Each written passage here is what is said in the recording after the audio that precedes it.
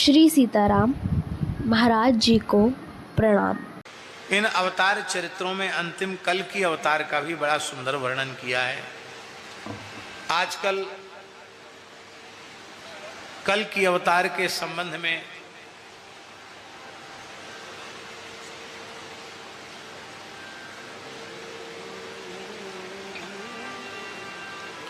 खूब प्रचार हो रहा है। कोई कहता है कल की अवतार होने वाला है, कोई कहता है कल की अवतार हो गया है।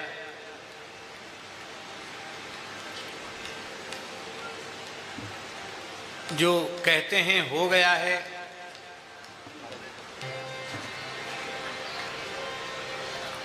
कल के अवतार के संबंध में हम स्मरण कर रहे थे। कुछ महानुभावों का भविष्य मालिका के अनुसार ऐसा मानना है कि कल की अवतार हो चुका है, और पुराणों के अनुसार बहुत से लोग कहते हैं कल की अवतार कलयुग के चारों चरण व्यतीत हो जाएंगे तब होगा। जो भी हो, जो लोग कहते हैं हो चुका है, हमें कोई इतराज नहीं, हो चुका है। जो कहते हैं होने वाला है, हमें कोई इतराज नहीं, होने वाला तो हो जाएगा। पर हमें केवल यहाँ इतने ही अंश का स्मरण करना है। कल की अवतार की परिस्थिति का वर्णन यहाँ किया गया। कल की अवतार किन परिस्थितियों में होगा। यर्यालये स्वपि सताम न हरे कथा स्यु पाखंडिनो द्विज जना वृषला नृदेवा स्वाहा स्वधा वषडति स्म गिरो न यत्र शास्ता भविष्यति कलौ कलेर भगवान युगान्ते। जब सज्जनों के घरों में भी भगवान की कथाएं नहीं होंगी। यर्हि सताम आलेषु अपि यदा हरे कथा न स्युः। सज्जनों के मन में इच्छा तो होगी कथा सुनने की, पर कथा सुनाने वाले उपलब्ध नहीं होंगे। लिखा है भागवत जी में, यर्हि सताम आलेषु अपि यदा हरे कथा न स्युः। सज्जनों के घरों में भी भगवान की कथाएं नहीं होंगी। कथा सुनने की इच्छा दुर्जन के मन में तो होगी क्यों, सज्जन के मन में ही कथा सुनने की इच्छा होगी। पर कथा सुनना चाहेंगे, पर कथा सुनाने वाला उन्हें नहीं। आप लोग कहेंगे ये बात बिल्कुल झूठी लिखी है भागवत में, कथा सुनाने वाले।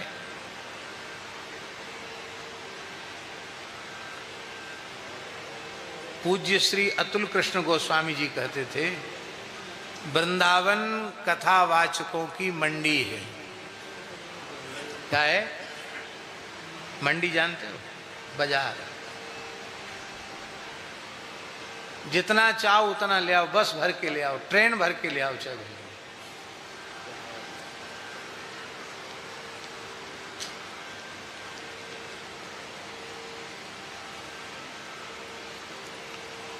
और पूरे देश में देखो तो गांव-गांव में वक्ता मिल जाएंगे।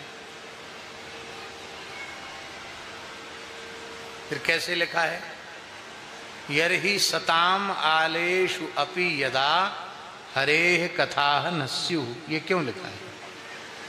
वक्ताओं की कमी नहीं है, बहुत बड़ी जमात है वक्ताओं की।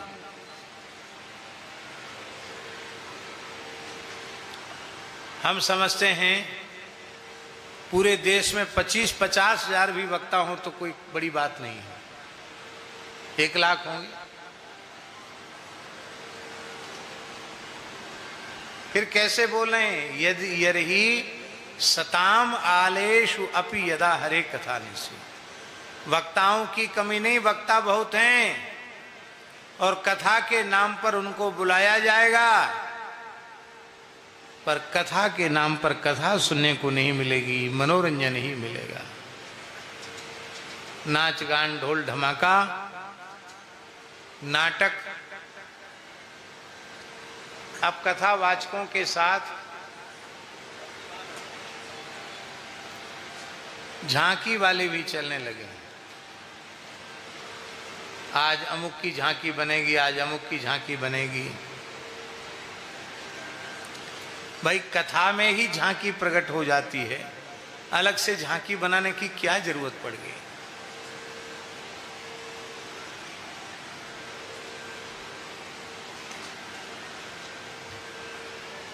यजमान से पैसा लेने हैं, बुढ़े यजमान को ही कृष्ण बना दिया जाता द्वारकाधीश, उसकी बुढ़िया गृहिणी को रुक्मणी जी बना दिया जाता है, माला डलवा दिया जाता है, वो खुश हो जाता बेचारा, उसकी फोटो आ जाती है।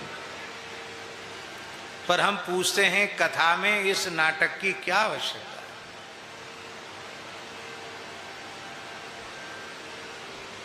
कथाओं का स्वरूप नष्ट हो जाएगा।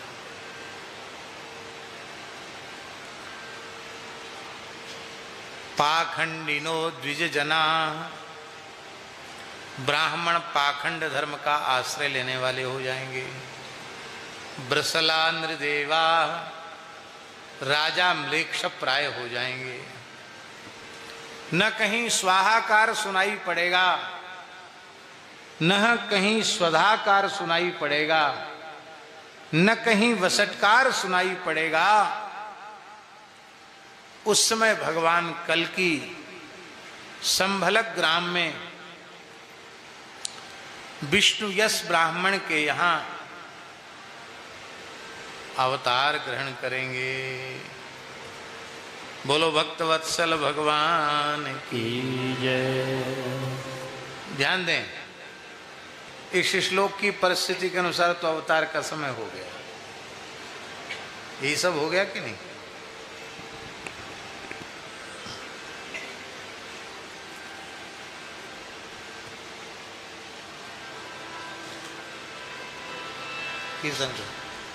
श्री राम जय राम जय जय राम।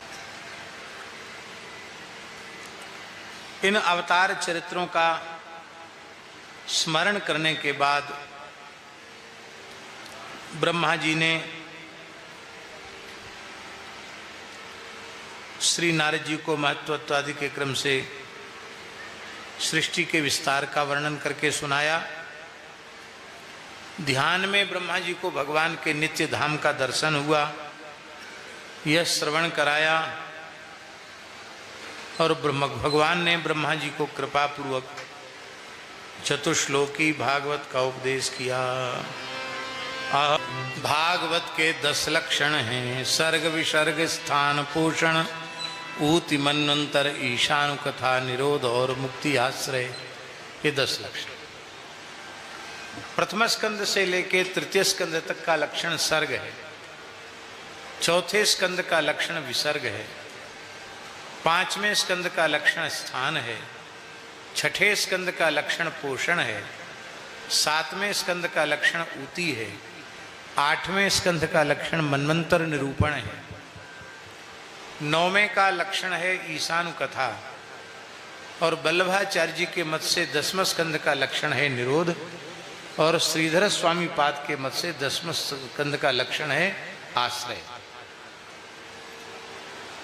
11वें स्कंद का लक्षण मुक्ति है और 12वें स्कंद का लक्षण वल्लभाचार्य जी के अनुसार आश्रय और श्रीधर स्वामी जी के अनुसार निरोध। बस इतना अंतर है, बाकी ये 10 लक्षण भागवत के कहेंगे। यहाँ ब्रह्मा जी और नारद जी का संवाद पूर्ण होता है। तृतीय स्कंध के आरंभ में सर्वप्रथम विदुर जी और उद्धव जी का संवाद होता है और विदुरोद्धव संवाद के पश्चात श्री विदुर और मैत्रेय जी का संवाद होता है। श्री मैत्रेय महर्षि भगवान के मुख से प्राप्त भागवत तत्व का उपदेश विदुर जी को करते हैं। महत्त्वादि के क्रम से कैसे सृष्टि का विस्तार हुआ, पिंड ब्रह्मांड की कैसे सृष्टि हुई उसका वर्णन करते हैं। कैसे भगवान के नाभि से कमल प्रकट हुआ, कमल से ब्रह्मा जी प्रकट हुए। ब्रह्मा जी ने पहले 5 प्रकार के अज्ञान की सृष्टि की, पर वह अज्ञानमयी तमोमयी सृष्टि उन्हें अच्छी न लगी। तब पुनः ब्रह्मा जी ने ध्यान किया और ब्रह्मा जी ने मन से भगवान का चिंतन किया। भगवान 4 रूपों में प्रकट हुए, सनक सनंदन सनातन सनत कुमार। उनसे भी कहा तप करो, सृष्टि का विस्तार करो। बोले महाराज हम तो तप ही करेंगे, सृष्टि विस्तार चक्र में नहीं पड़ेंगे। ब्रह्मा जी को थोड़ा रोष हुआ और उनके ललाट के मध्य से एक नील लोहित वर्ण का तेज प्रकट हुआ, जो शवै रुरोध भगवान सवै रुरोध भगवान देवानाम अपि पूर्वजा, देवताओं के पूर्वज देवादेव महादेव ब्रह्मा जी के भ्रू मध्य से प्रकट हुए। उनका नाम रुद्र हुआ। बोलो रुद्र भगवान की। उनके 11 स्वरूप बताए गए, 11 रुद्राणियां उनकी शक्ति बताई गई और कहा कि तुम 11 स्वरूपों से 11 रुद्राणियों से सृष्टि का विस्तार करो, तप करो और सृष्टि का विस्तार करो। शंकर जी भी तपस्या ही करना चाहते थे, सृष्टि विस्तार नहीं। तो उन्होंने ऐसे भयंकर रुद्र गणों की सृष्टि की, उनको देखकर ब्रह्मा जी कांपने लग गए। बोले रे महाराज आप क्या कर रहे हो, आप सृष्टि विस्तार के देवता नहीं हो, आप तो संहार के देवता हो। आप सृष्टि विस्तार के देवता नहीं, आप तो संहार के देवता हो।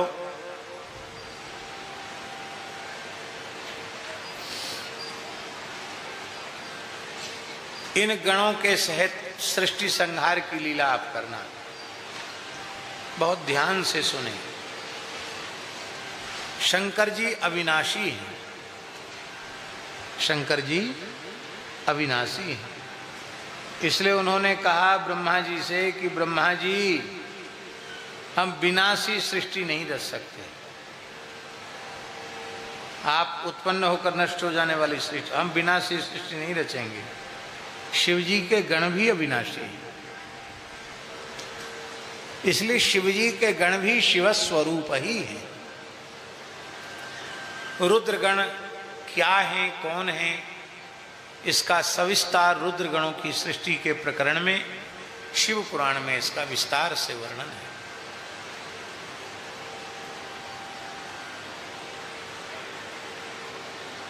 जैसे भगवान और भगवान के पार्षदों में भेद नहीं है, ऐसे ही रुद्र और रुद्र के गणों में, रुद्र के पार्षदों में भी भेद नहीं है। वे सब शिव स्वरूप ही अविनाशी। 10 मानसी पुत्रों को उत्पन्न किया, गोदी से नारद जी को प्रकट किया। भृगु, वशिष्ठ, क्रतु, पुलस्त्य आदि पुत्रों को उत्पन्न किया। अंगुष्ठ से दक्ष को उत्पन्न किया, पर मानसी सृष्टि से विस्तार होता हुआ नहीं दिखाई पड़ा। तब आपने भगवान का पुनः ध्यान किया, चिंतन किया। दाहिने भाग से भगवान मनु प्रकट हुए, बाम भाग से अर्ची महारानी प्रकट हुई, शत्रुपा प्रकट हुई, और यहाँ से मैथुनी सृष्टि का, मैथुनी सृष्टि का अर्थ है दाम्पत्य भाव से सृष्टि के विस्तार की प्रक्रिया आरंभ हुई।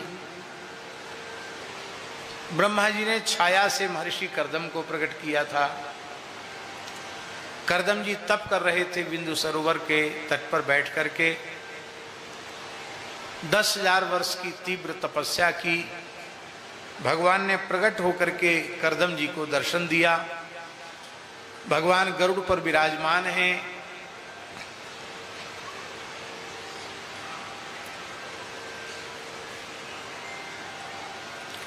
गरुड़ जी की शुक्ल कांत, शुक्ल वर्ण है गरुड़ जी का,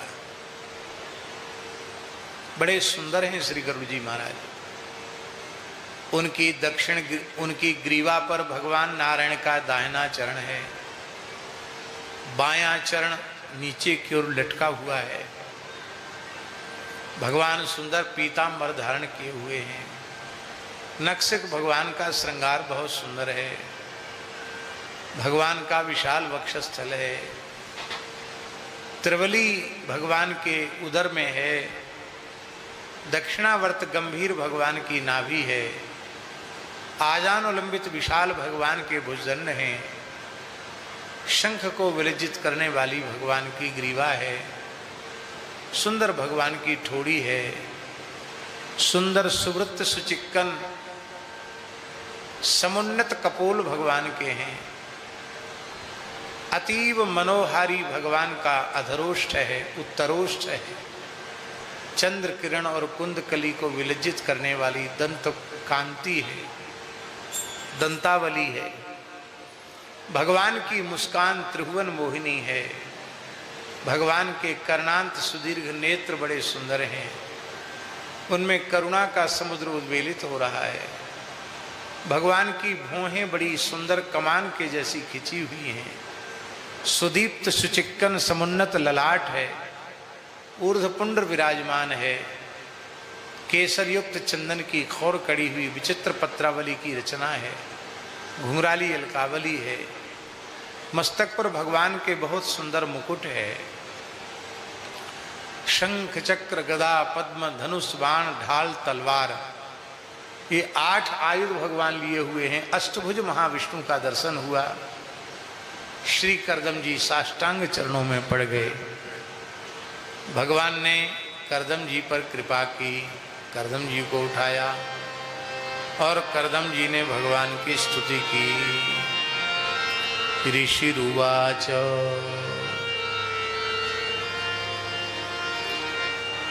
जुष्टम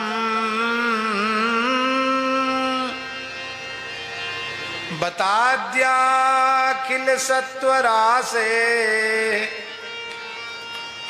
सांसिध्यमक्ष्णोस्तव दर्शनान्न सांसिध्यमक्ष्णोस्तव दर्शनान्न। हे भगवान,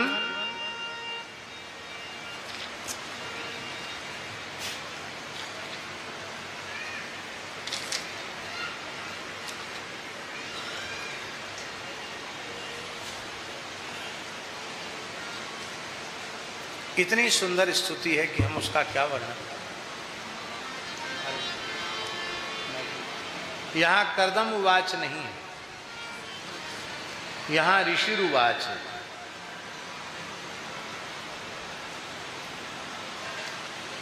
सर्वज्ञ सर्वदृष्टा को ऋषि कहते हैं। मंत्र दृष्टा को ऋषि कहते हैं। ये कोई सामान्य व्यक्ति नहीं बोल रहा है, एक महान आत्मदृष्टा ब्रह्मदृष्टा ऋषि बोल रहा है। जुष्टम बताद्या खिल सत्वरासे सांसिध्यमक्ष्णोस्तव दर्शनान् न यद्दर्शनम् जन्मभिरीड्य सद्भि रासास्ते योगिनो रूढ़ योगा। हे भगवान,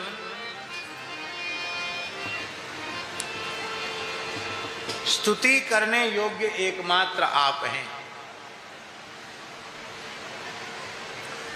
क्योंकि अखिल सत्वरासे संपूर्ण सत्व गुण का आप आधार हैं।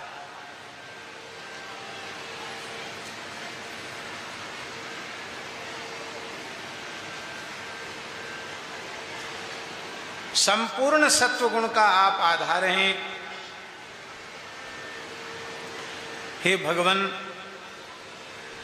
अपने जीवन में सात्विकता को प्रकट करने के लिए योगियों को कई जन्म लग जाते हैं।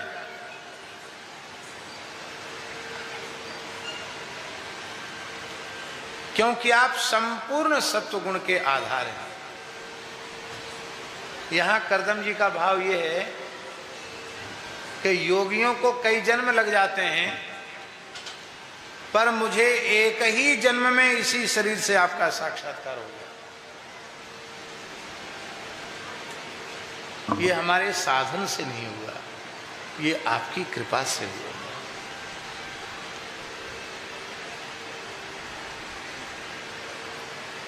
हे भगवान, जो आपकी आराधना उपासना करके आपको प्रसन्न करके आपसे कुछ चाहते हैं,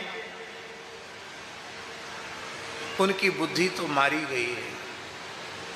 आपकी माया ने उनकी बुद्धि को ठग लिया है।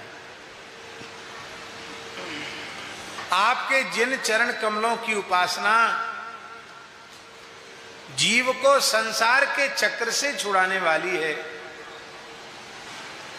भव सागर से पार उतारने के लिए जहाज के समान है, उन चरणों की भक्ति करके इसने संसार की वस्तुओं को मांग लिया।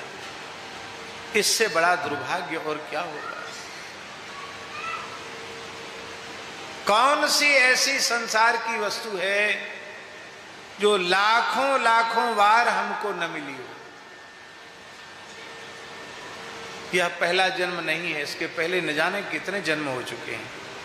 किसी माता जी कभी इंद्रासन पर भी बैठे हो, देवराज बने हो, क्या कमी रहेगी?